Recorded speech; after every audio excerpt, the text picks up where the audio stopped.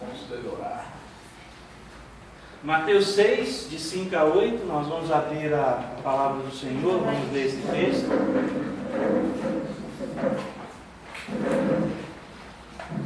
Mateus 6, 5 a 8.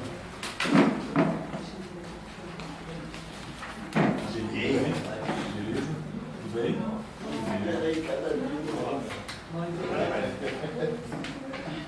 Quem encontrou, então nós vamos orar. Vamos ler aí, viu? Nós vamos ler, mas antes vamos fazer uma oração, agradecendo a oportunidade de estarmos juntos. Que Deus abençoe, que nós possamos aprender com o Senhor. Eu gostaria de pedir aqui que a Mara orasse para nós, Mara. Ore para nós. Senhor, muito obrigado por esse dia, por essa manhã maravilhosa. Que o Senhor possa vir a falar aos nossos corações através do teu ensino, da tua palavra. E nós estejamos com corações abertos para aprender mais e mais do Senhor. Muito obrigado pelo privilégio de estarmos aqui nessa manhã. Te louvo e te agradeço em nome de Jesus. Amém. Então vamos abrindo aí a Bíblia, Mateus 6, de 5 ao 8, nós vamos iniciar com essa leitura. E a palavra do Senhor então diz assim: E quando orardes, não sereis como os hipócritas, porque gostam de orar em pé nas sinagogas e nos cantos da praça, para serem vistos dos homens. Em verdade vos digo que eles já receberam recompensa.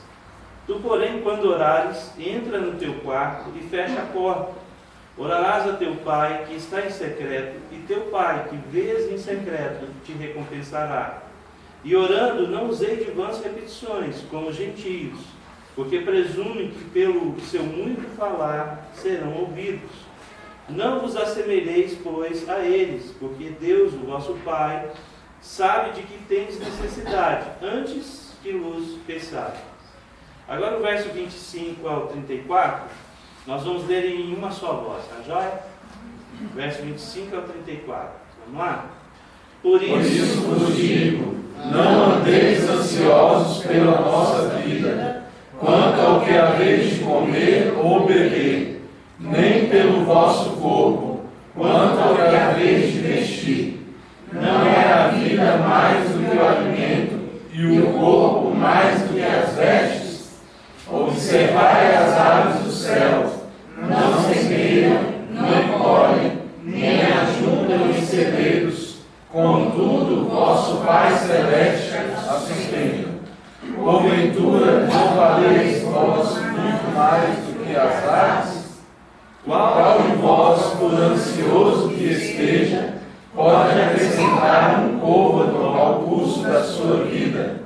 E por que andais ansiosos quanto ao vestuário? Considerai como crescem os lírios do campo, eles não trabalham nem fiam. Eu, contudo, vos afirmo que nem Salomão, em toda a sua glória, se vestiu como qualquer deles. Ora, se Deus veste assim a erva do campo, que hoje existe e amanhã é lançada no forno, quanto mais a vós outros, homens de pequena fé. Portanto, não vos inquieteis, dizendo: que comeremos, que beberemos, ou com que nos vestiremos? Porque os gentios é que procuram todas essas coisas, pois vosso Pai Celeste sabe que necessitais de todas elas.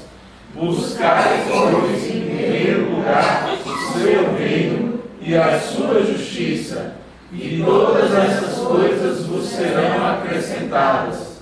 Portanto, não vos inquieteis com o dia de amanhã, pois o amanhã trará os seus cuidados. Basta ao dia o seu próprio mal. Amém.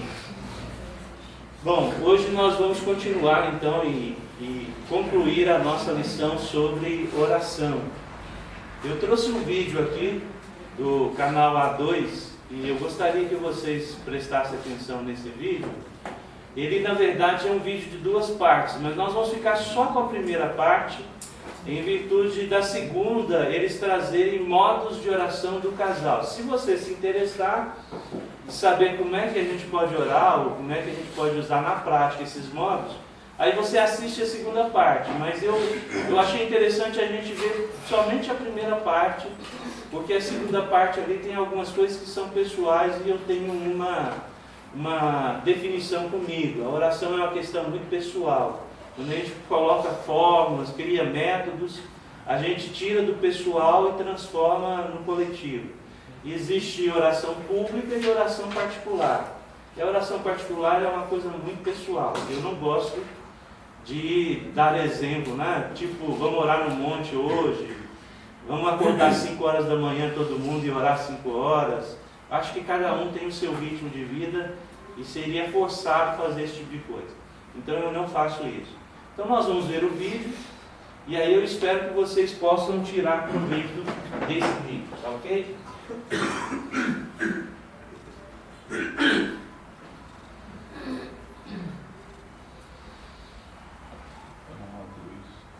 O tema de hoje é Casais inteligentes oram juntos.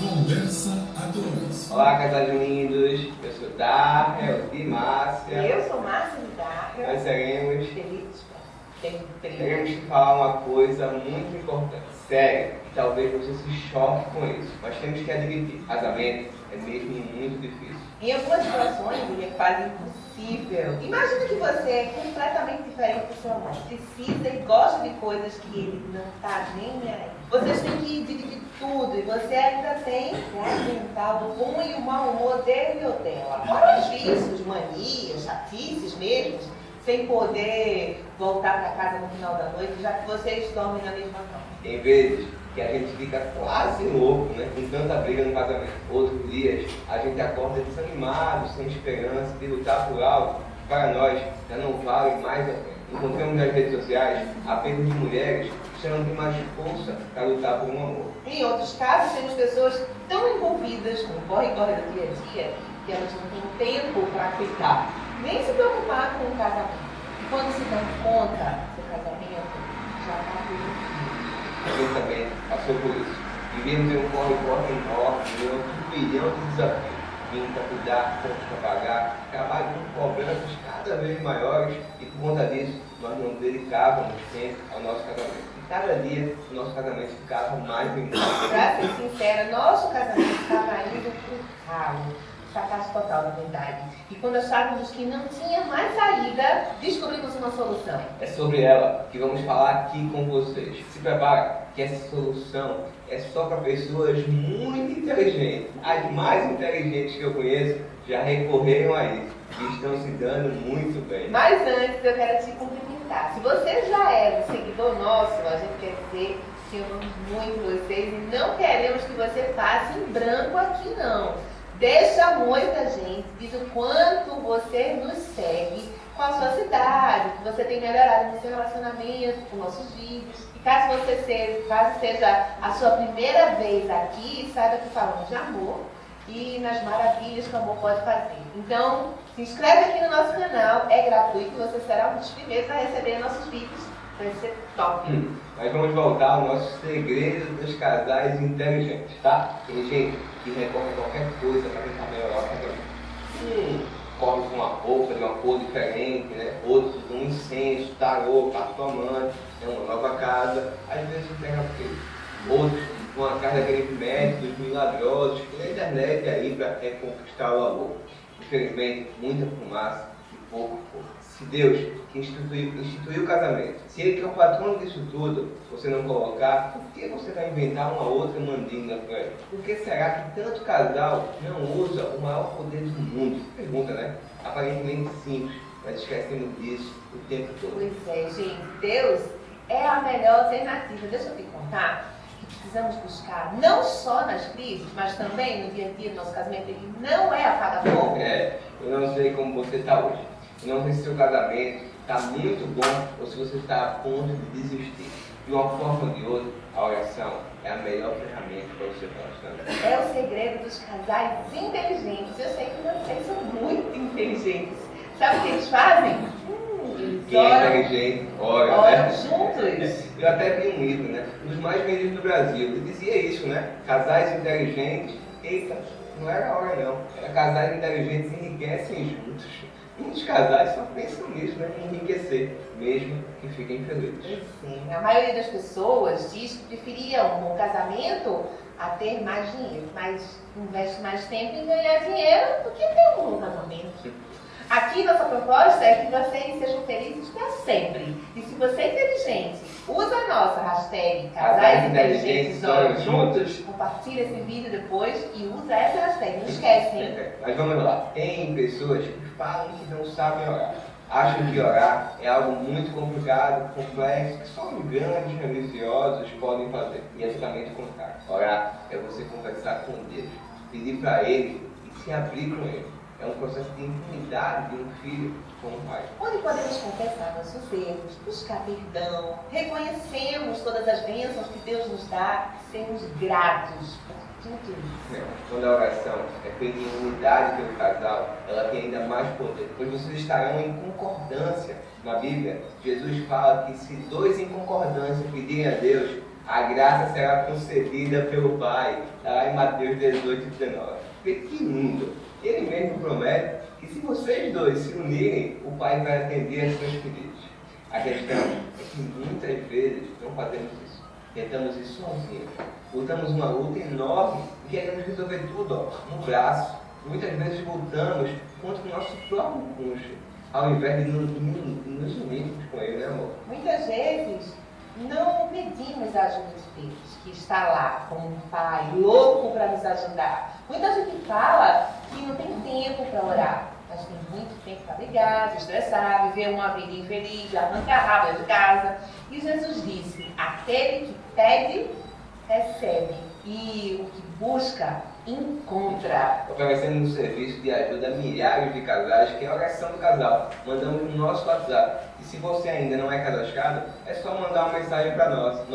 O telefone é 081 9974 0854. Repetindo, 081 9974 0854. Você vai receber todo dia uma oração que vai ser um estímulo para esse momento com o seu amor. A gente também posta a oração do casal em nossas redes sociais. Então, se você for lá na página do Momento a Dois ou da Márcio no Facebook, você vai poder escutar essa oração do casal.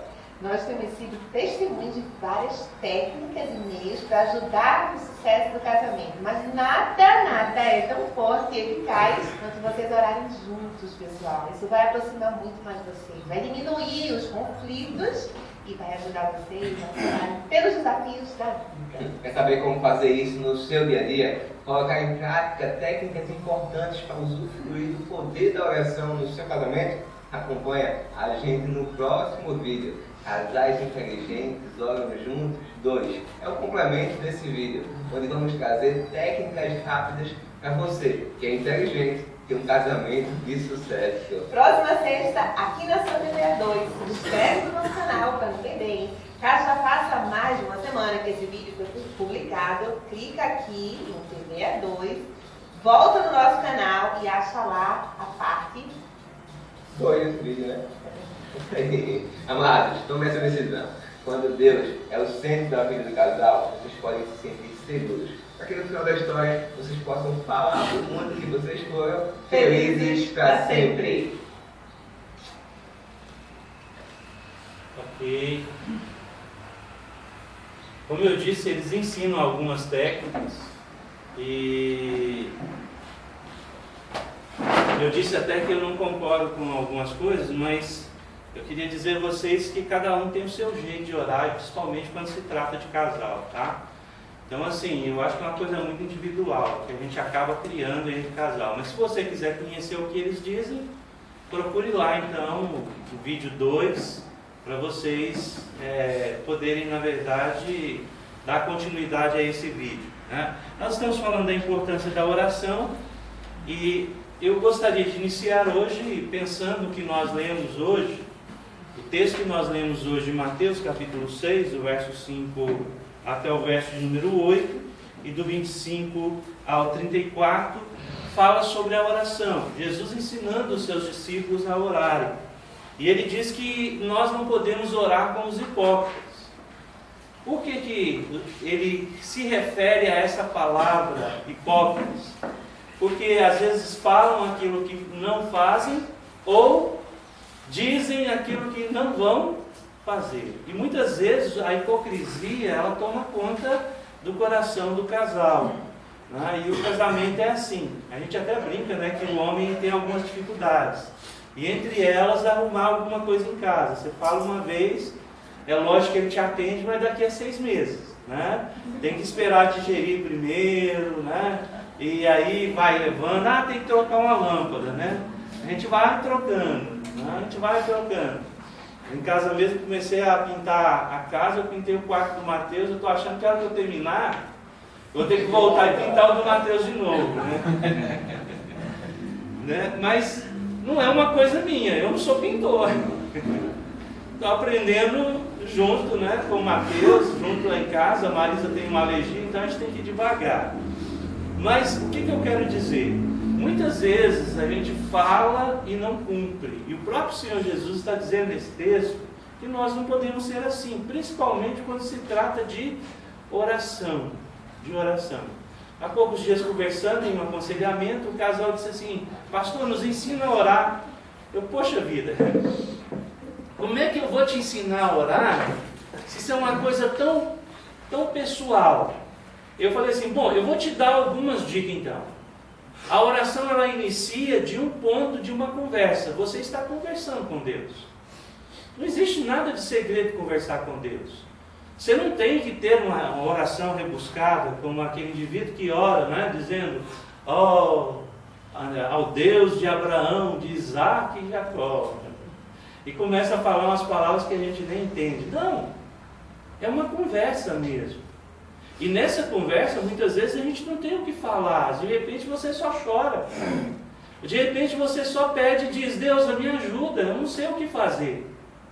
Então é uma conversa pessoal com Deus. Eu acho que a gente tem alguns pontos que são essenciais dentro de uma oração. Ela tem que ter reverência, mas acima de tudo, ela tem que ter a intercessão de Jesus, né? Terminar a oração com aquele, né, vamos dizer, aquela frase final, né, em nome de Jesus, amém, é essencial numa oração. Mas você não tem um meio de conversar ou de criar qualquer outro tipo de ritmo diante de Deus. Você deve conversar com Ele, isso é oração. Se Jesus está dizendo isso, parece que ele contradiz essa circunstância do verso 5 a 8, quando ele fala do verso 25 ao 34 sobre a ansiedade. Ele começa a dizer, não andeis ansiosos de coisa. Parece que a oração é para o ansioso. Não é verdade? Quando a gente está ansioso, a gente busca uma solução, e uma das soluções, se você é cristão, é a oração. E aqui ele diz, não andeis ansiosos. Mas a preocupação de Jesus é pelo fato do que nós queremos com a nossa oração. Às vezes, o nosso desejo com a nossa oração não é, na verdade, estar debaixo da vontade de Deus, mas estar debaixo da nossa vontade. E a ansiedade nos provoca isso. Se Deus não nos dá do jeito que nós queremos, aí a gente reclama. Aí a gente não aceita. Aí a gente simplesmente diz algo que não devia dizer. Nós não temos como obrigar Deus. Eu sei que tem algumas igrejas evangélicas que ensinam você a exigir de Deus, a declarar, a reivindicar, mas isso não é bíblico. Isso, na verdade, são circunstâncias criadas pelo homem. A oração, ela tem que partir de um princípio que nós deixamos que Deus faça a sua vontade e não a nossa vontade. E nós precisamos entender que toda oração, e isso está nesse verso 25 ao 34, que toda oração, ela tem um sim e tem um não. Mas Deus sempre vai cuidar de nós. Se Ele disser não, amém. Eu lembro quando eu era jovem, né, eu orando nas minhas orações lá, e um dia eu fui corrigido pelo meu pastor. Eu orando, pedindo a Deus, Senhor, me manda uma esposa, que ela seja alguém, né, que sirva ao Senhor, que seja dos olhos verdes. E comecei, né? E comecei a colocar, né? Que seja isso, que tenha aquilo e tal. Quando eu terminei a oração, o pastor falou assim: peraí, Roberto, você vai pedir para Deus e vai dizer para Ele do jeitinho que você quer e não vai deixar Ele fazer a sua vontade sobre você, não? Às vezes a gente faz esse tipo de proposta diante de Deus. A gente quer, na verdade, uma coisa, mas é do nosso jeito. Né? Eu quero um carro e ele tem que ser assim, da cor tal e tal. Aí Deus te dá um Fusca e você fala assim: não, isso é maldição. Que isso, um Fusca diante de andar de a pé é melhor do que muita coisa. Muita coisa. O problema é que a gente não quer assim, né? Eu lembro que ele falou assim: Roberto, é tipo você pedir a Deus uma bicicleta. Aí você pede uma bicicleta e Deus pega e manda para você uma Monarch barra circular, vermelha, para você andar para cima e para baixo. Eu falei assim: ixi, já que eu tenho. Eu falei assim: então não tá bom não, né? Mas não, gente, o que Deus mandar para a gente tem que entender como resposta, sim ou não. E que isso, né, a resposta de Deus, se ela for uma resposta boa ou ruim, a gente tem que tentar entender a vontade de Deus. Olha o apóstolo Paulo. O apóstolo Paulo ora 3 vezes pedindo a Deus para tirar da vida dele um espinho na carne. A gente não tem como definir o que é esse espinho, porque Paulo não diz. Podia ser uma pessoa que o perseguia, podia ser uma enfermidade, podia ser uma angústia no coração, ou mesmo uma ansiedade, podia ser até depressão. Mas Paulo ora e pede a Deus. E qual homem, né, que desafiaria Paulo diante de Deus? Um homem tão próximo de Deus como ele. E aí de repente ele diz assim: mas Deus disse: não, eu não vou fazer do jeito que você quer. E aí Paulo respondeu o quê? Então, Senhor, a tua graça me basta. A tua graça me basta. Né? Então eu vou continuar caminhando, vou continuar vivendo, vou continuar sendo feliz mesmo diante dessa situação. Então, a oração nos quebranta como cônjuges. Né? Como? Precisamos sempre ter uma prova externa e objetiva para saber se estamos certos ou errados, pois o nosso coração é enganoso.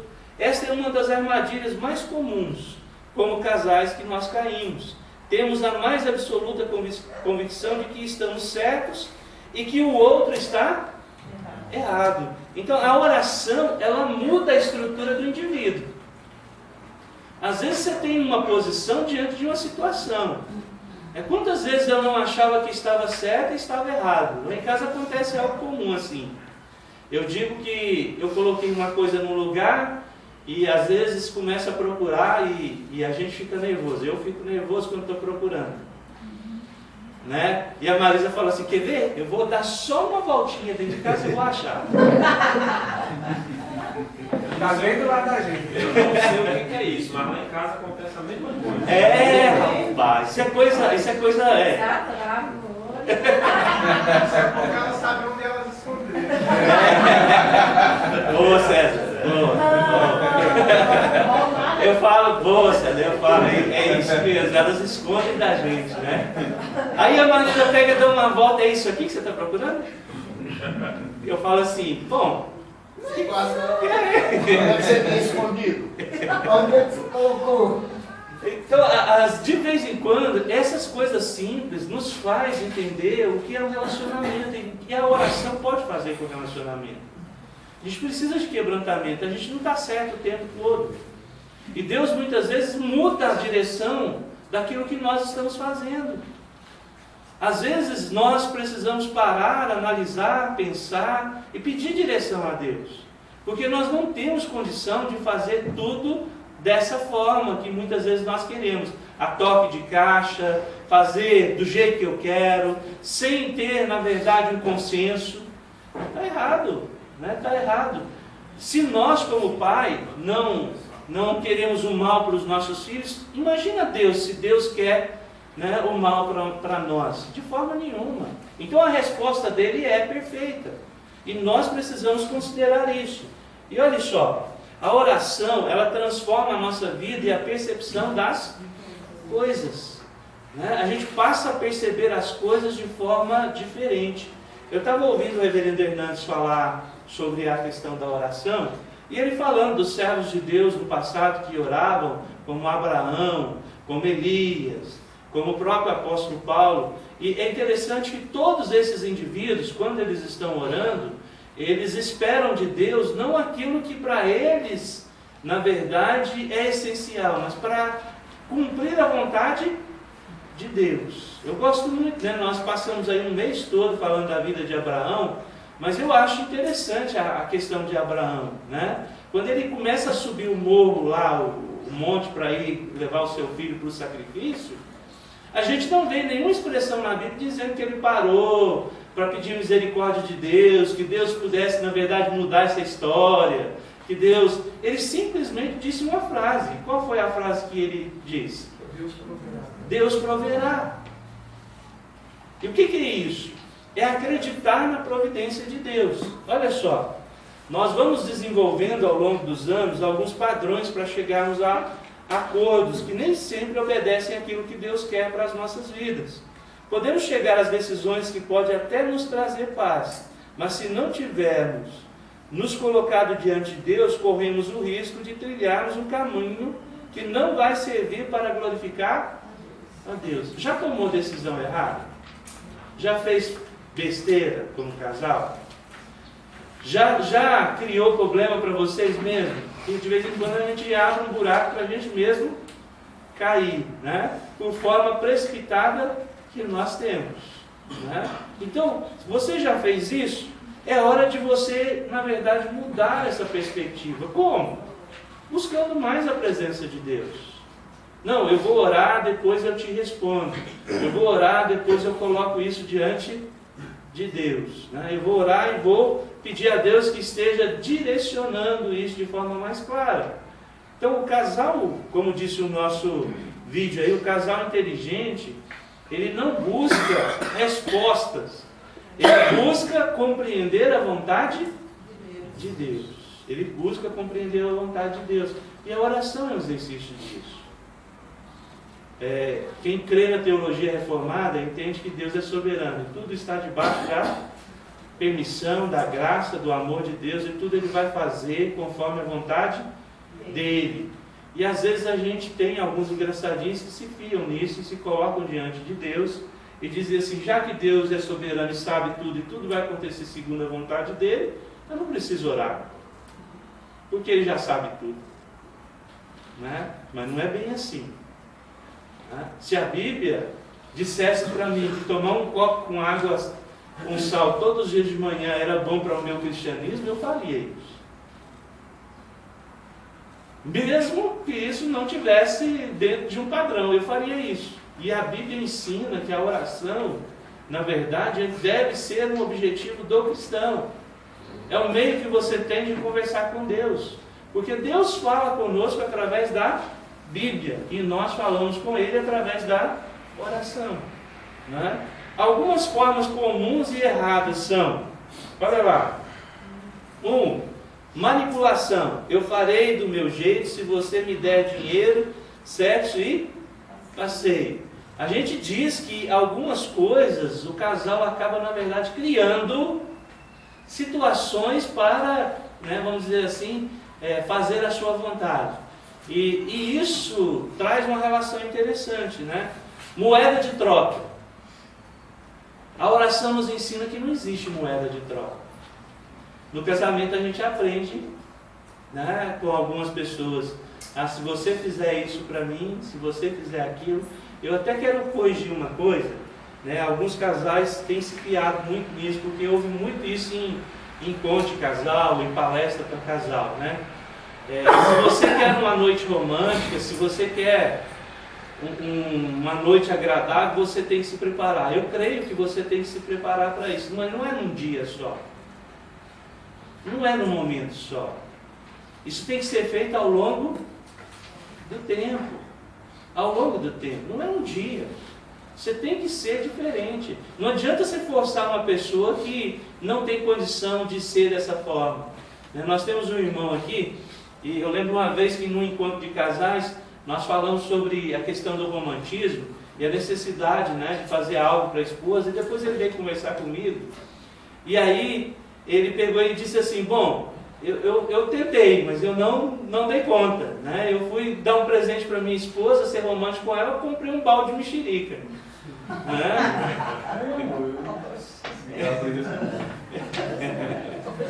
Pior não foi ser só de mexerica, né? Foi o dia, que era no dia dos namorados. Aí foi. Então assim, mas não adianta a gente forçar uma coisa que é assim. De repente a pessoa não tem esse tato, esse, vamos dizer assim, essa delicadeza, né? Essa coisa. De repente a pessoa, na verdade, ela demonstra o seu amor de uma forma que precisa também a esposa tentar observar a forma como é conduzido. Eu sei que, por exemplo, muitos homens reclamam, não, minha mulher acha que eu não amo ela, mas tudo que eu faço nesse casamento é por ela. Trabalho, levanto de manhã, meu dinheiro todo é do casamento, minha vida toda é para ela. Eu não faço outra coisa a não ser estar junto com ela. E às vezes aí a mulher pega e fala assim, mas isso não é suficiente. Então o que você quer que ele faz? Né? Faça como o outro lá, rasgue, tire o coração em amor, né? Acabou. Né? Calma, gente. Calma, vocês precisam adquirir. Sempre num casamento tem uma pessoa que é mais romântica do que a outra. E o que a pessoa que é romântica faz? Ela exerce o seu romantismo em torno do seu casamento. Mas não fica esperando e fica lutando e batendo e pondo na parede, né? Você tem que fazer isso, não. Tenta observar. Tenta. Se a gente quer ser feliz, a gente na verdade cria, principalmente diante de Deus, essas circunstâncias, tá? A sobrevivência do mais forte, o que resistir mais tempo, ganha. Então algo que é muito errado, né? Ou seja, eu sou a parte mais forte desse casamento, é eu que mando, eu que... Né? Lá em casa eu vivo brincando com a Marisa, mas é brincadeira porque eu sei que quem manda lá em casa é ela. Amém.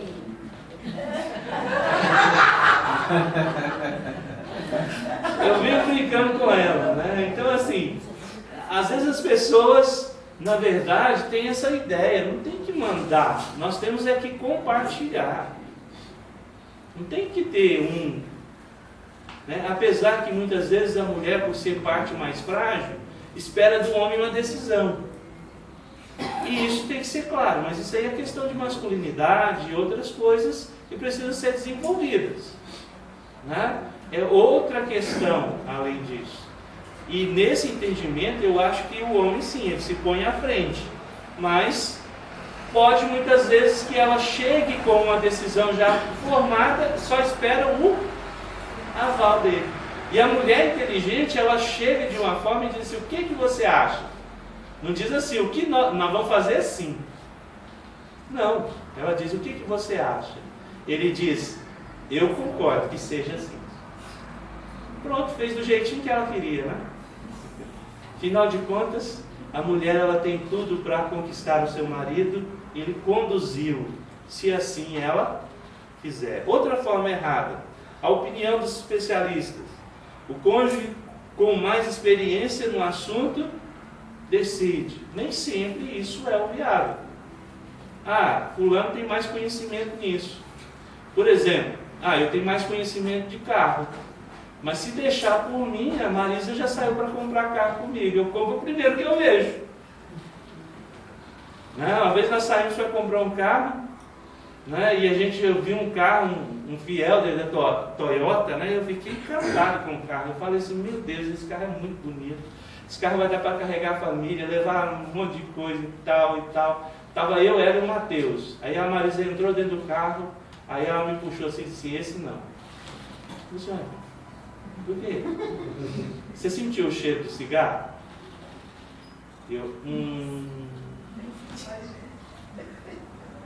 Eu estava olhando, eu não estava sentindo cheiro, eu não estava cheirando o carro. Né? Eu não estava cheirando o carro, eu estava olhando. Né? E nesse sentido aí, eu falei assim, bom, então, tranquilo. E aí vamos procurar outra coisa. Né? Mulher tem mais sensibilidade para essas coisas. Né? Mulher tem mais sensibilidade para esse tipo de situação. Né? O homem não, ele vê, achou bonito, gostou, é esse mesmo. Né? Então nesse sentido aí a gente precisa tomar cuidado. Até porque quando nós oramos, nós devemos ter essas percepções também. Né? Algumas formas erradas também. A omissão. Um dos cônjuges se omite e o outro decide sozinho. Será que houve oração nesse caso? Quando o cônjuge decide sozinho? Não. Então por isso que é interessante, às vezes, de vez em quando a gente parar. O desempenho na argumentação ganha o que tem maior poder de articulações nas ideias. Mas nem sempre é assim. Nem sempre. Né? Eu já vi muita gente, por exemplo, quando vai comprar casa, compra pelos olhos. E às vezes não para imaginar. Né? Eu aprendi com uma irmã aqui na igreja. Uma certa ocasião nós estávamos procurando uma casa para a igreja. E a gente teve um movimento da igreja muito grande em torno de ofertas e tudo. E uma irmã que veio trazer uma oferta, ela sentou comigo e disse assim: pastor, quando for comprar casa, vá lá de manhã, de noite, olhe aonde o sol bate, aonde o sol não bate, dê uma perguntada nos vizinhos para saber como é que é a vizinhança, como é que é a rua, veja se a rua ela tem uma boa calçada, se ela está perto do comércio, se está fácil de se deslocar da casa. Né? Para mim, eu chegava a casa que tivesse dentro do orçamento e do dinheiro que tinha, comprava. Comprava. Não é assim que a maioria das vezes a gente faz? Não é? E ela falou assim. E aí eu e Francisco nós rodamos esse Valparaíso, e andando. Olhando casa que eu nem lembro mais quanta casa que nós entramos. O dia que nós achamos a casa, nós compramos. Só teve um defeito.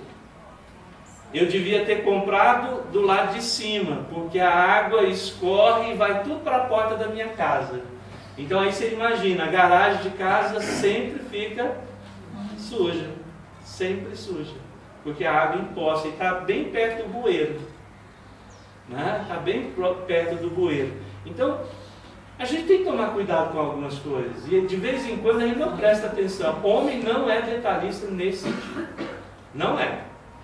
Então, mulheres aí, né? Quem for comprar, for pensar em alguma coisa nesse sentido, pense com calma.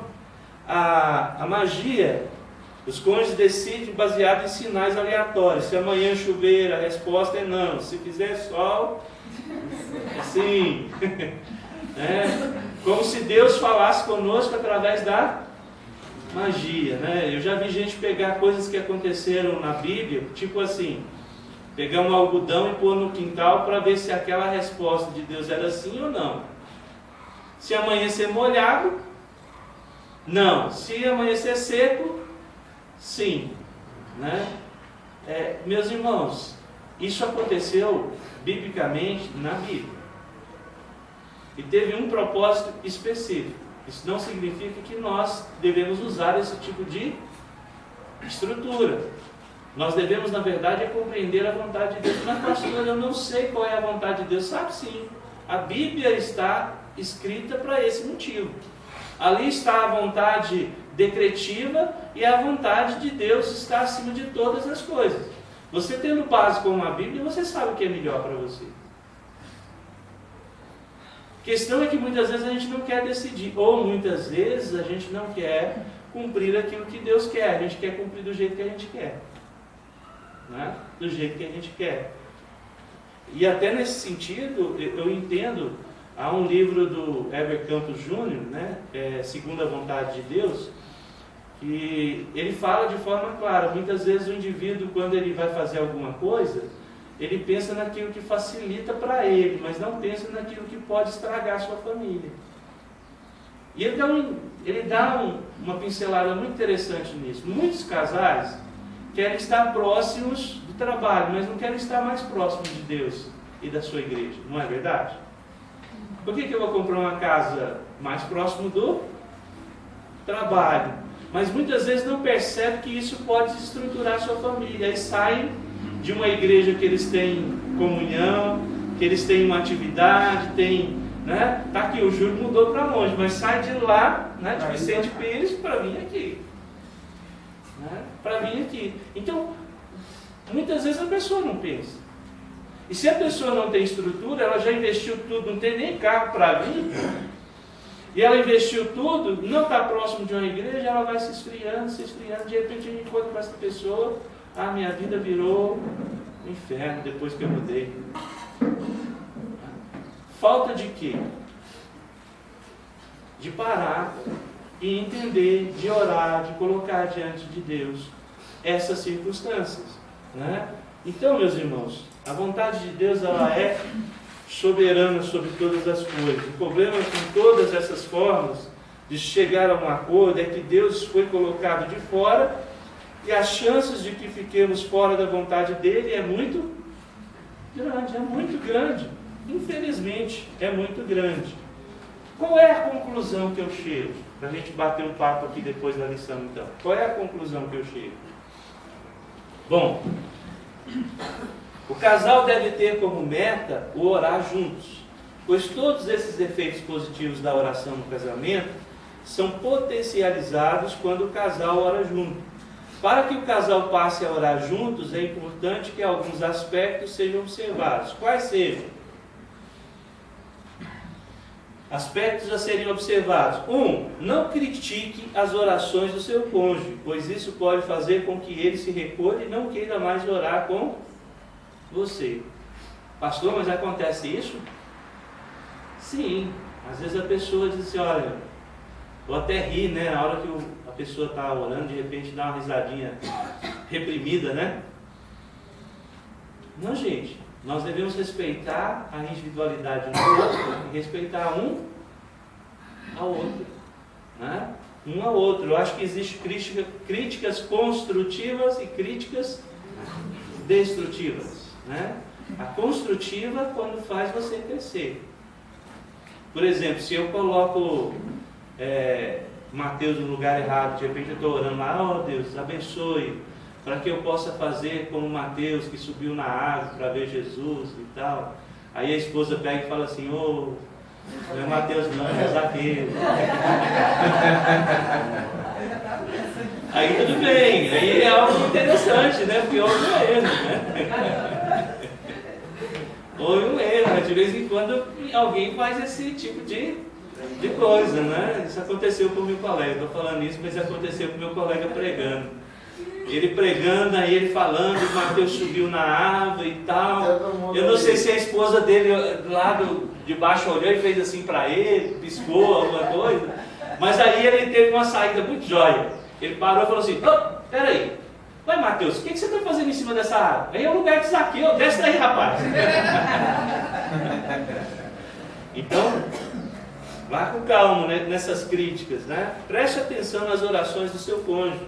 E você o conhecerá melhor, porque é uma questão de intimidade, né? É uma questão de intimidade. Procure buscar a unidade enquanto vocês oram juntos. Já viu o casal orar brigando? Começa a acusar um do outro. Oh Deus, dá um jeito nesse esposo, eu não aguento mais, né? Aí Deus pega e mata ele. Não, Senhor, não é assim também não. Não, para com isso de acusar. A oração não foi feita para acusar. Eu acho que vocês têm intimidade. E na hora da oração também não é hora de soltar segredos que muitas vezes você não teve coragem de conversar com a pessoa. Porque de repente você vai falar uma coisa que não devia falar. Não é verdade? Então tome cuidado. Você falar uma coisa que diante de Deus você busque a unidade, né? Não use a oração para manipular o seu cônjuge. Ó Senhor, sabe o quanto que isso que ele faz me incomoda, me ajude. Você quer corrigir ele na hora da oração, é? Ou você quer que ele mude na hora da oração? Tem coisas que é o tempo. quais os homens que estão aqui que não deixam a toalha em cima da cama, depois do banho? Eu já vi isso lá no meio. Eu queria perguntar para as esposas. Não é verdade? Pra mim, você Deixa pode não. perguntar. Já estende lá. Direitinho? Que bom, que bom. Lá em casa já é o contrário, eu quase todo dia tenho que tirar a dela de cima da cama. Obrigada, tá? Obrigada. Não, mas é uma coisa interessante, não é? Deixar as coisas jogadas no meio da casa e tal. Cada um tem um estilo de ser. Mas a gente de repente se incomoda com isso quando a gente vem incomodar com coisas muito mais sérias, não é verdade? E a gente Eu não se tiro agora sem incomoda. reclamar, não adianta. Né? Eu acho que cada um tem nesse sentido, né? Poxa vida, eu queria muito que a Marisa tivesse o armário dela lá organizado. Ela já vai olhar lá. Né? Mas o armário é dela. Né? De vez em quando eu abro lá, quando eu abro cai tudo em cima de mim. Aí eu fecho de novo. Né? Mas ela sabe tudo. Sabe, sabe. E se eu tirar, meu Deus do céu. Porque eu vou lá e vou tentar arrumar e ela fala assim, agora eu não sei, ela não tá nada. Isso cuida bom, meu Eu falo pra rapaz. você ter um escritório todinho pra você guardar suas coisas. Aí, vou fazer um escritório para ela, eu vou fazer uma sala enorme, mas eu estou pensando na bagunça que vai ser. É a bagunça dela, né? É fechar a porta, né? É fechar a porta. Eu até arrumo, mas depois das bagunças. Por exemplo, essa semana ela preparando o chá de bebê do Heitor, né? Aí a mesa fica, né? A mesa da cozinha, que a gente só tem esse espaço para fazer alguma atividade nesse sentido, então a mesa da cozinha fica cheia de papel, de coisa e tal. E ela, né? Parece a tesourinha, pica as coisas. E aí vai deixando aquela confusão, né? Eu levanto de manhã, eu assusto, mas eu nem olho, passo direto, sento na outra mesa, tomo meu café, vou fazer outra coisa, porque eu sei se eu mexer, eu vou tirar do lugar o que ela está fazendo. Né? Mas eu vou me incomodar, eu vou brigar com ela, vou tirar a minha paz por causa disso. Eu vou começar a viver com ela uma guerra dentro de casa por causa disso? Não. Não, e ela diz algo muito interessante, ela diz assim, eu não vou ficar perdendo tempo em arrumar a casa se eu tenho outras coisas mais essenciais para fazer. Eu não vou deixar, por exemplo, de ir na igreja, de orar pelos meus filhos, de estar presente em alguma reunião para ficar em casa arrumando casa. Não vou mesmo. E aí eu concordo 100% com ela. 100%. Porque casa está lá todo dia, e se você arrumar um dia, vai arrumar todo dia. Né? Então não tem sentido isso. Procure usar esse tempo juntos para orar sobre aquilo que é comum entre o casal. E aí que Deus abençoe, que nós possamos utilizar a oração no nosso casamento, buscar essa ideia, alimentar isso de forma tranquila e lembrando que cada um tem um ritmo. Foi me perguntado por um casal se um casal cristão pode fazer campanha de oração. Eu tenho uma dificuldade com essa questão de campanha de oração, porque na verdade é o seguinte, campanha parece que você está obrigando a Deus a fazer aquilo que você quer. Eu vou orar tantas vezes e Deus vai ter que dar, né? Vai ter que responder. Eu prefiro na verdade fazer propósito de oração. Faça um propósito, se vocês querem como casais conquistar alguma coisa, orem por um sentido, ou por uma coisa que vocês querem muito, e coloquem diante de Deus. Eu tenho orado muito a Deus pedindo para mim uma casa. Esse tem sido um sonho no meu coração. Ter um lugar para, né, para dizer assim, isso aqui é meu. Isso aqui é meu. Né, isso aqui é meu. Mas eu sei que tudo vem na hora certa, no momento certo, na vontade de Deus. Né? Agora, eu vou fazer 40 dias de jejum e oração para Deus me dar uma casa?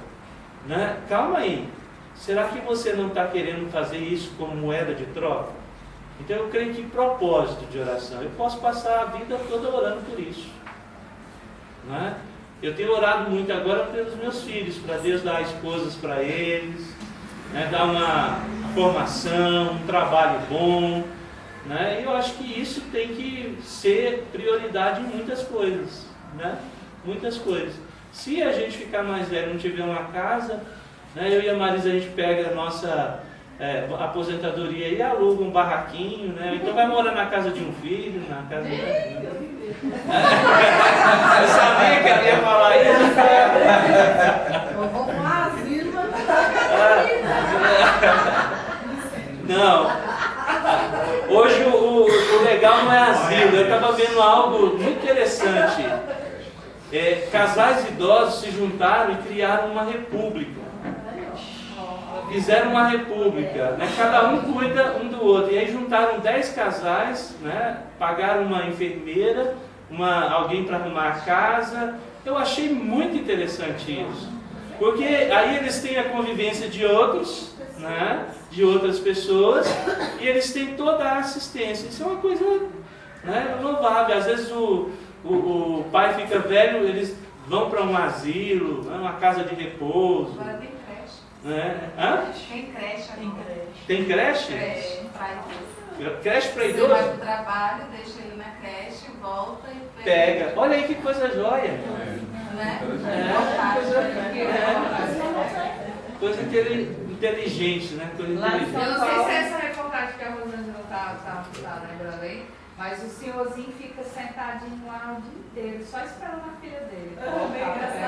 Vira criança de novo. Vira criança de novo, assim, ele não interage, ele não ri, ele não quer ele sentado. Quando ele Aí ele não está gostando. Não, às vezes eles sentem falta. Mas tem uma coisa de brincar, eles Tem muita coisa. Os outros interagem mais, mas ele não. Mas aí, gente, você sabe o que eu descobri? Você sabe o que eu descobri? Você sabe o que é bom para a gente estar em idade avançada? Não é nem por causa do movimento, mas é por causa da interação que eles têm, né? Um lugar onde tenha um baile, um forró, onde eles possam interagir. As pessoas que vão para ali, elas mudam a estrutura de vida delas. Não sei se vocês já perceberam isso. Pastor, mas tá meio complicado, porque ultimamente, inclusive, aí é um estatístico que eu vi, o índice, inclusive, de AIDS entre os idosos. Porque quem vai para baile, igual o senhor falou assim, eles não têm essa questão cristã, né? Então é para fazer igual a galera tá fazendo, namorar, viajar junto, entendeu? Mas aí tem que tomar cuidado, né? Eu acho que aí é orientação, conselho. Eu né? vi uma situação de amigos mesmo, não tão idosos, mas lá em São Paulo, que eles resolveram, já preparando para essa questão de idosos, comprar todo mundo no mesmo prédio, assim, os casais, entendeu? Não tão idosos assim, mas os filhos tudo grande já e indo. Aí resolveram comprar. Aí são todo mundo com o mesmo pensamento, entendeu? Eu vi que são pessoas cristãs que fizeram isso. Aí eu acho que essas ideias são interessantes. Né?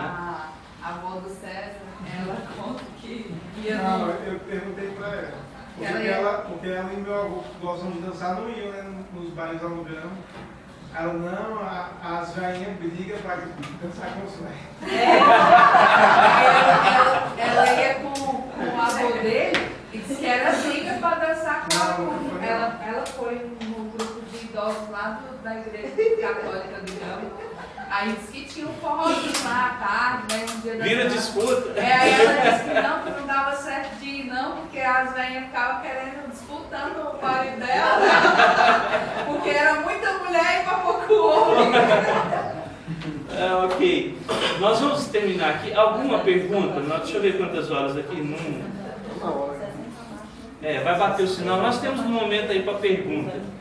Enquanto não bate o sinal aí, vocês podem perguntar, tirar dúvida, mesmo de lições anteriores. Ao mesmo tempo que eu tenho a dúvida, mesmo que eu já tive aquela aula passada, né, da vontade de Deus, que ela é permissível, então a gente já teve essa aula. Mas eu ainda hoje tenho uma dúvida, porque fala que a gente pode pedir e dá-se usar, né? Aí, ao mesmo tempo, eu fico pensando, não pode orar em jejum em relação àquilo? Eu não entendo isso, não pode jejuar. Não, aí vai numa compreensão. Estava até ouvindo um vídeo do Jeremias junto com o Hernandes, ele falou assim, Diante de Deus você pode pedir qualquer coisa, mas tem que estar debaixo da vontade dele, não pode ser contrário, né? Não pode ser contrário à vontade. Quando eu falo isso, você tem que tomar cuidado. O que eu estou falando? Por exemplo, o casal vai orar, Deus nos dá a oportunidade para ter um relacionamento extraconjugal. É loucura, parece loucura, mas eu estou colocando aqui uma loucura que em coisas menores podem acontecer, certo? Deus, eu quero comprar um carro, mas eu não tenho condição, me dá uma solução. Se você for numa concessionária, eles vão te dar um monte de solução. Pode comprar até sem dinheiro. Compra até sem dinheiro. Mas será que isso está debaixo da estrutura do casal? De repente o casal não ganha 2 salários mínimos. Como é que vai comprar um carro para pagar R$ 1.200? Vai viver de quê? Vai viver de quê? Você entendeu? Então assim, eu acho que diante de Deus você pode fazer propósito de oração. E dentro de propósito é claro que entra, mas isso é uma coisa muito pessoal. Assim. Eu quero fazer um jejum essa semana pedindo a Deus que me dê um emprego. Tal. Isso é uma coisa pessoal sua. Uma coisa. Agora, você não pode querer colocar Deus contra a parede em relação a isso. Se não acontecer, você tem que entender que a vontade de Deus ainda foi dizer não. Eu vejo que o perigo nisso aí, pastor, é que quando eu coloco esse tipo de coisa, Deus, eu vou orar ao Senhor por uma semana e vou jejuar ao Senhor por uma semana por uma oportunidade de emprego, sei lá. E chega no final daquela semana, eu entrego o jejum, eu paro de encerrar minha oração, e aí eu chego para Deus e diz, Deus, eu já orei uma semana, já jejuei uma semana, agora Senhor, obrigado. Eu rendi, eu reivindico, eu declaro que por esse meu jejum, por essa minha reunião de oração, e o emprego é da vontade do Senhor, e eu quero esse emprego. Então aí você está usando uma moeda de troca. Uma moeda de troca, e tentando forçar Deus a te dar uma resposta, quando às vezes Deus está dizendo, olha, você tem 2 crianças pequenas aí para cuidar, teu emprego é isso aí. Te conforma aí com o salário do teu marido, ou dando apenas um exemplo, né? Sim, aprendam a sobreviver com o que eu estou dando para vocês. Porque na maioria das vezes a gente usa esse tipo de coisa, igual o senhor falou, da questão da lã. Vamos colocar a lã aqui e tal, Deus tem que fazer. Muitas vezes nós não entendemos que a soberania de Deus, ela deve permanecer sobre todas as coisas, né? Há muito tempo atrás teve um autor que escreveu um livro aí que há algum tempo eu ficava até focado nesse livro, do Paul Yong-Chu, a quarta dimensão, onde ele ensina, e aquilo lá, quando você começa a entender que ali o que ele está ensinando são verdadeiros absurdos, coisas loucas, né? Então você ali está desrespeitando completamente a soberania de Deus. E a ignorando. Pessoa fica fascinada. Hã? A pessoa que lê esse livro fica fascinada. Eu quero uma bicicleta com um quadro amarelo, com a selinha que dê para 2 crianças, com um guidão de ouro, com a roda de. Hã? Não é o que Deus quiser? Não. É o que eu quero. Não é a vontade de Deus, é a minha vontade. Ao passo que tem um vídeo de uns 10, 15 minutos que eu e a Marisa, eu vou perder o vídeo daquele aquele lá que fala morra, né? Quero ver morra, mas viu de um japonesinho, das mensagens. Tá. Solano. Não, Solano não.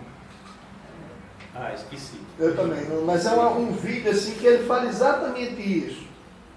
Que a pessoa não quer morrer. E Paulo está dizendo que para você viver, você tem que morrer. Juliano Som. É fantástico aquele vídeo, porque ele fala exatamente sobre isso. Para que outros possam viver, você precisa morrer. Vejam esse vídeo. Que coisa fantástica dele. E essa questão de oração é muito complicado, porque nós vivemos num país muito místico e muito misturado. Na verdade, assim, há uma gama muito grande. Nós carregamos, por exemplo, eu vim do catolicismo. Eu não posso dizer que o meu cristianismo não tem a influência do catolicismo que eu vivi. Eu carrego algumas coisas do meu catolicismo, certo? E às vezes eu quero colocar isso em prática diante da palavra de Deus. Está errado. Por que o apóstolo Paulo escreve a carta dele aos Coríntios? Porque muita gente estava se convertendo das religiões de mistérios que existia lá em Coríntios, religiões essas que falavam em línguas, religiões essas que tinham revelações, religiões essas que tinham todo tipo de coisa que nós vemos hoje nessas igrejas pentecostais e que Paulo estava vendo lá em Coríntios e que eles estavam fazendo de forma errada, certo? E aí Paulo vai tentar corrigir isso. E como é que Paulo corrige isso? Ele tenta dizer, olha, é melhor falar 5 palavras que todo mundo entenda do que falar 10 mil que ninguém entenda. Falar 1000 que ninguém entenda, né? Falar 1000 que ninguém entenda. Ou seja, é melhor você ter uma comunicação clara do que uma comunicação escura. Aí ele diz assim, já imaginou se passa algum descrente na rua, vê todo mundo orando em língua, vai falar que esse povo está embriagado. Doido. E não é isso que o pessoal fala hoje dos crentes? Com certeza. Não é isso? Então para que isso, gente? Calma aí, nós precisamos mudar esse aspecto diante dessas circunstâncias. Nós precisamos ser mais equilibrados, mais coerentes.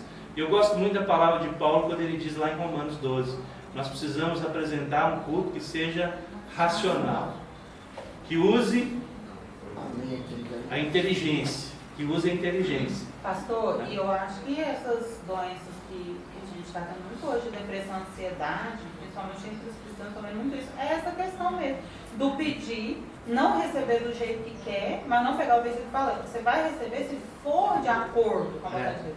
Então pede, não recebe e começa a ficar ansioso e depressivo e acabou. E começa a colocar Deus na parede, né? E acabou. Então assim, essas doenças estão vindo muito disso Mas daí, da gente ser pequeno. Isso ainda, né? É que a vontade de Deus, o pastor falou que ela é determinativa, mas ela é também você pode obter 3 tipos de resposta. Que é o sim, é o imediato, é o espere e é o não. Né? E às vezes o espere é muito mais difícil do que o sim e o não. E eu penso que os nossos pais eles tinham uma resistência maior. Eu sei da história da minha mãe que vários nãos Deus deu para ela e ela falava que seja a tua vontade, Senhor. Eu tenho isso muito, eu percebo que a minha geração não consegue. A gente não consegue. São os birrões.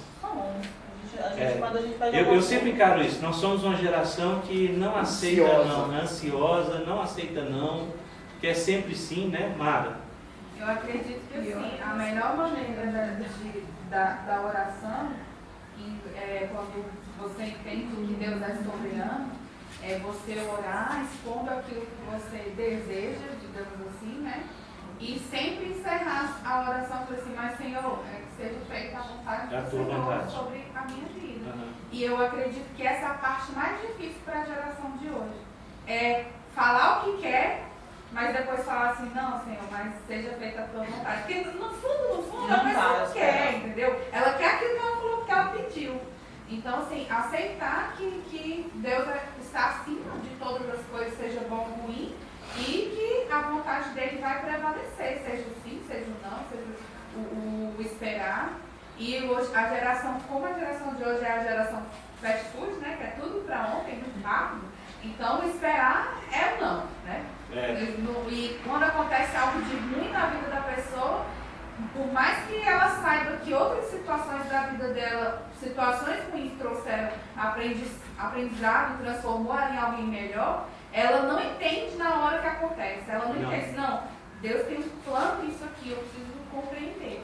Então eu acredito que o que falta muito, sim, para qualquer pessoa, cristão mesmo, é colocar Deus assim como Ele é soberano. E seja o que for, a vontade dele vai ser feita. Sim, Patrícia. Uma das melhores orações, logicamente, que nós temos de exemplo é de Mateus 5, né? Pai Nosso lá. Sim. E aí o que acontece muito é o seguinte, eu acho que devido a tantas pessoas, no caso no meio evangélico, criticar bastante, né? Ah não, você não pode estar no Pai Nosso porque é uma reza dos católicos, é isso e aquilo.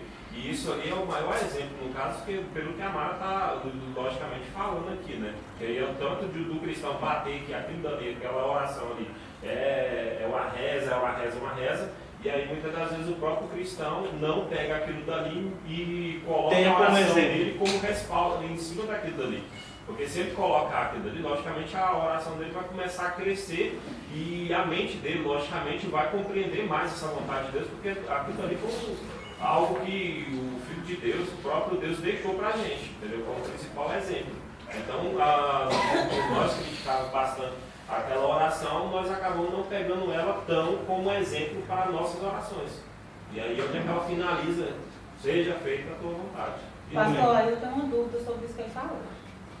A oração do Pai Nosso. Eu entendo que a gente tem que fazer ela todo dia. Eu faço ela todo dia. Eu também tenho resquícios católicos, que eu já fiz. E aí a minha irmã católica, ela faz isso com o meu sobrinho. Só que aí é Santo Anjo, Pai Nosso, não sei o quê.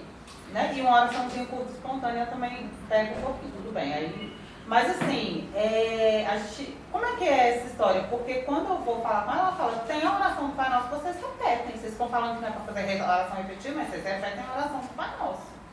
Assim a gente repete as outras. Eu vou falar como um bom católico. Não me peça para fazer a oração do Pai Nosso. Não é só se eu tiver com a Bíblia aberta e acompanhando o texto. Porque se eu for fazer a oração de forma livre, eu vou fazer como católico. Porque na verdade eu acabo falando do jeito católico. Por quê? Porque isso era algo comum para mim. Isso era comum para mim. Então era um ritmo. Minha mãe colocava a gente para fazer isso todos os dias. Minha avó todos os dias. Na catequese eu aprendi isso todos os dias. Eu tive que recitar de cor para o padre isso. Então, isso já impregnou. A oração, quando ela é feita, né, a oração do Pai Nosso, quando ela é feita meditada, percebida e, principalmente, colocada da forma clara, eu acho que a oração do Pai Nosso, ela deve ser colocada no nosso coração não como uma forma de repetição, mas como uma forma de estudar o que é a oração. E aí vou dizer claramente o que é isso. Quando você falar, perceba o que você está dizendo. Perceba o que você está dizendo. Não faça isso de forma automática e comum, porque é isso que o católico faz, certo? Ele repete aquilo que ele já decorou, mas ele não sabe nem o que está falando, né? Nem o que ele está falando. Já a oração cristã, evangélica, e dentro daquilo que é o Pai Nosso, Jesus deixou essa oração como exemplo. Então eu devo meditar nela como um exemplo. A minha oração tem que ser dirigida a Deus. A minha oração tem que ser colocada diante dos meus pecados. A minha oração tem que ser colocada com Deus em primeiro lugar. Terminar segundo a vontade de Deus. Então, pare para analisar.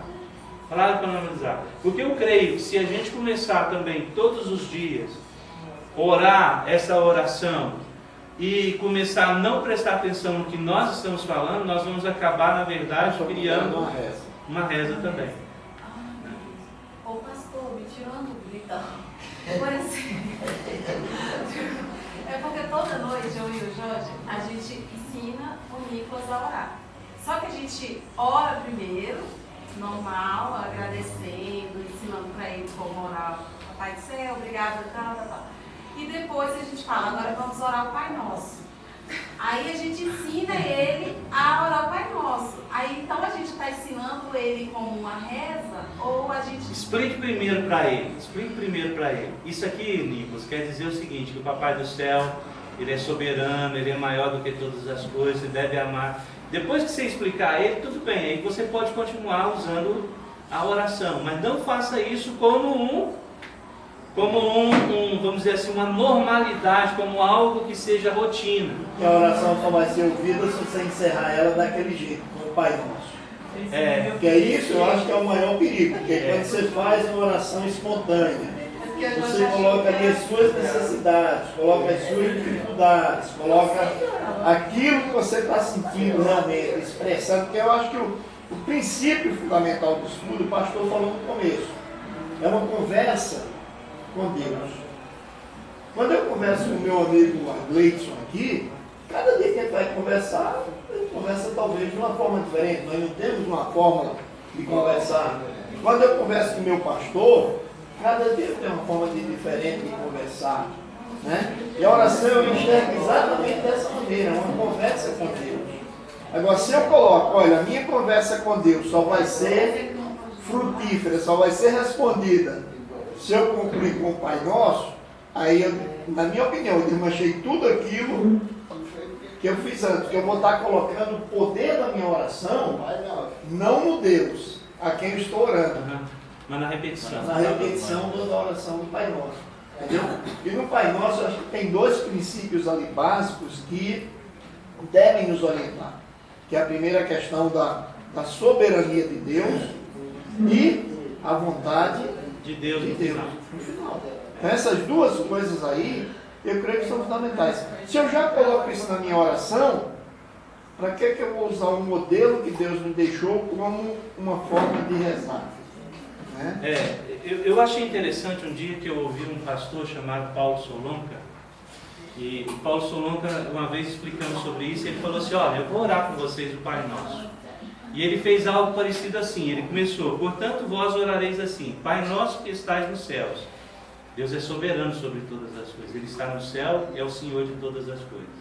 Aí ele continuou, santificado seja o teu nome, Ele é santo, e é acima de meus pecados, está acima de todas as realidades. Né? Venha o teu reino. Então, Senhor, volte, venha me buscar do jeito que eu estou. Eu preciso do Senhor, eu preciso estar com o Senhor no céu. Eu quero viver esse reino aí no céu. Você entendeu o que ele está fazendo? Ele está orando a oração, mas ele está colocando isso de forma prática na oração dele. Na oração dele. O que ele está colocando? Ele está usando o Pai Nosso como base, mas ele está colocando o ensino de Jesus, o modelo de Jesus para orar a Deus.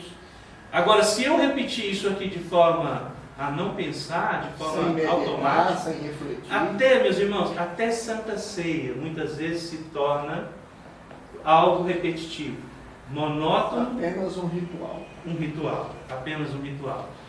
Eu tenho que ir na Santa Ceia, tenho que ir na Santa Ceia. Um dia uma irmã chegou para mim, lá de Cidade Ocidental, e falou assim, fulano de tal, se você não for lá, ela vai morrer sem Santa Ceia. Eu falei assim, e ela vai deixar de estar diante de Deus por não ter participado da Santa Ceia?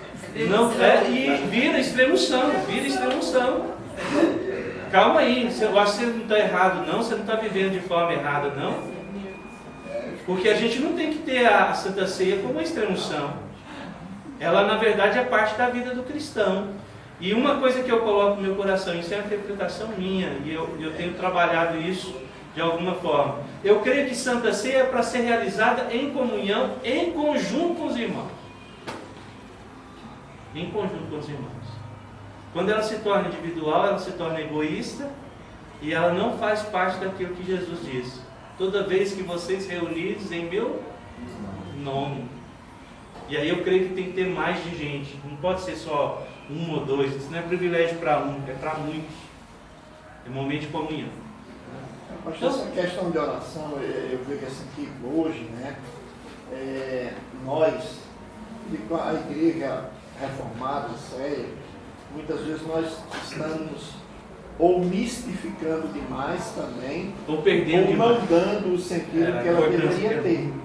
Muitas vezes a gente começa a achar, por exemplo, que eu estando deitado no meu quarto, ou na hora que eu levantar de manhã, da forma como eu estou, eu não posso simplesmente ali chegar e falar com meu Deus, como se Deus não tivesse me visto dormir a noite inteira. Né? Ou simplesmente se eu estiver dirigindo, num trânsito, algum que eu não poder estar falando com Deus, como se eu tivesse que estar de burca, de joelho, ao pé da cama, lá vai, não sei que jeito. Criando ritmo. Eu vou transformando a minha oração numa coisa ritualística, que muitas vezes, eu estando ali deitado no meu quarto, na hora que eu acordo, às vezes eu estou muito mais comunhão, ou muito mais ligado, às vezes, do que o camarada que está lá com todo esse ritual. Eu acho que nós, como crentes reformados, temos que voltar a entender esse sentido. da oração E da é uma importância conversa com Deus. Ela é importante, precisa haver, ela tem que ser feita pensando na soberania de Deus, pensando na vontade de Deus, que Ele vai fazer independente de nós. Isso é o que eu acho. Né? Ok, Deus abençoe vocês. Eu quero agradecer a presença de vocês. Próxima semana nós vamos entrar num tema novo, né, na nossa apostila aí. Nós estamos indo para o 8º tema já. Está faltando agora poucas lições para a gente acabar. Quero agradecer a vocês também. A Mara já está anunciando isso, né? O nosso jantar de quarta-feira já tem quantos casais, Mara? 28? Então é o seguinte, nós falamos que era 25. Por que a gente está passando os 25? Nós estamos colocando esses que estão 3 a mais aí na lista de espera. Se alguém desistir, nós colocamos os irmãos, né? Nós temos condição de ter somente 30 casais. Mais do que isso, a gente não tem espaço. O problema nosso é o espaço, tá? Então, se você ainda quiser, dá um nome para a Mara e ela vai colocar lá na listinha de espera. Se nós chegarmos a 30 e eu conversar com o restaurante e eles fizerem, beleza. Se não chegar e o restaurante dizer, não tem condição, já preparei para 25, aí eu vou ligar para os irmãos que estão na lista de espera, dizendo que não tem como e que infelizmente são os 25, tá ok? Deus abençoe vocês aí, Deus derrame graça. Amém. Deus abençoe.